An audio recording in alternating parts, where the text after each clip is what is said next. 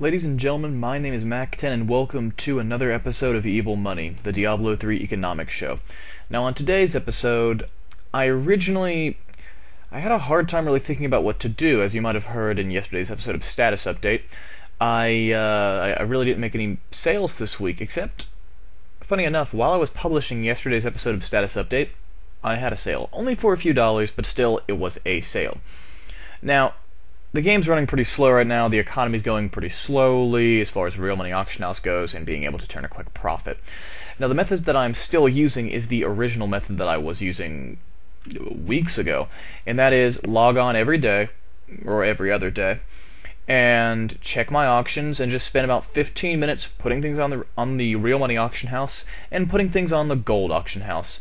Things to put on the real money auction house include cheapo legendaries, commodities. That's pretty much it. Things to put on the gold auction house are the good items that you get for a low price. You search for a maximum buyout price of $1 million, search for a good weapon, you got the highest DPS at the top, you see that goes for 700k versus the weapon right below it goes for $1 million. That you can make at least 300 or 400k off of that right there, so you just go out and buy it and sell it.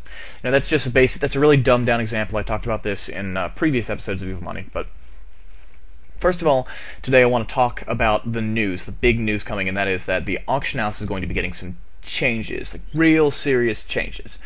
The first one is probably the largest, and that is we can now search for, or will soon be able to search for, 6 properties on an item. This is huge. This makes searching, buying, and then reselling on the real money auction house much more viable. This means that flipping gear is much easier. This means that when I search for specific properties and I have an item that's a really sweet roll that I got for next to nothing, I can finally turn that into something real. Perhaps this will lead to a better way to search for reduced level requirement items, because right now, unless you're specifically looking for that trait, you could have an item that your level 50 character can use that shouldn't be able to use until he's 59, but you'll never know it because it won't pop up in the search unless you specifically look for that stat. So, just food for thought. I'm hoping that Blizzard will do something about the reduced level requirement. It's something that I've been hoping for a long time. Now, going from searching 3 properties to 6 is sort of the mainstay, the biggest point going on here, because this will allow you to search for, let's say you can even search for a very small amount of 6 stats, but if there's 6 stats that a class has to have, done, you got it. I mean, I can search for any ring that has crit, dexterity, life on hit, just things like that, attack speed. If I put these 5 stats that are, or 6 stats that are good for one class, all on one item, it doesn't matter if they're pretty low, it'll probably still flip for a lot.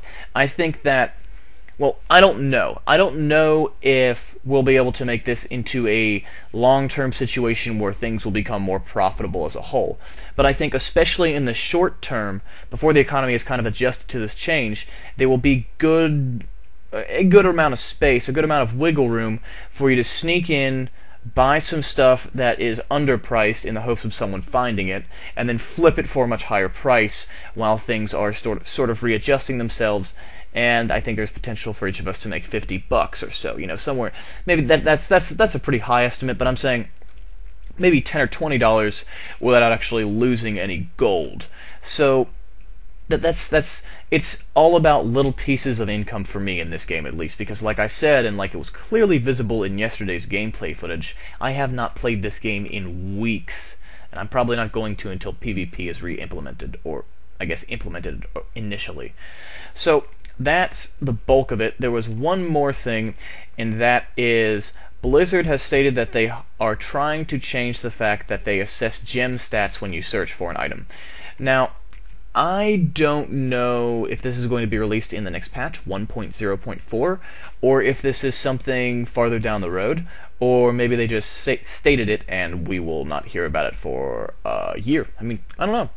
But if this were the case, this would help a lot. I think this is more of a convenience factor more than anything. I think I don't know how it will affect the market, if it will affect the market at all, but I think for those of you still playing the game on a regular basis and trying to maximize your character's potential, then this is a huge deal. I think that if they were to implement a way to index items without assessing them based on their socketed values, I think that would be a pretty substantial improvement to the entire game.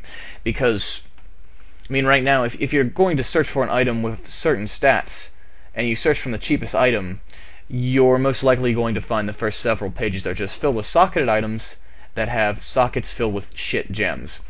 So, I think overall this would be a pretty nice change for the community, but I'm more interested in the 6 property searchability that is coming out in patch 1.0.4 because this is a much larger benefit to those of us out there that like to make money.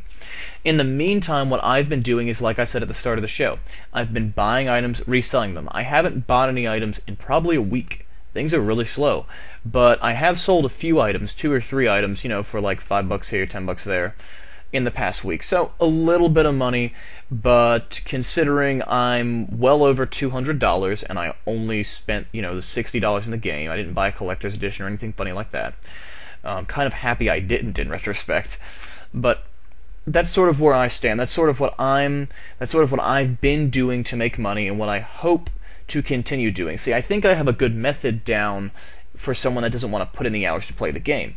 So when 6 properties are searchable, I think that if I continue to apply this method of search for desired stats for a single class, that looks cheap relative to the others, buy it, sell it for higher, sell the gold, or better yet, sell it for real money.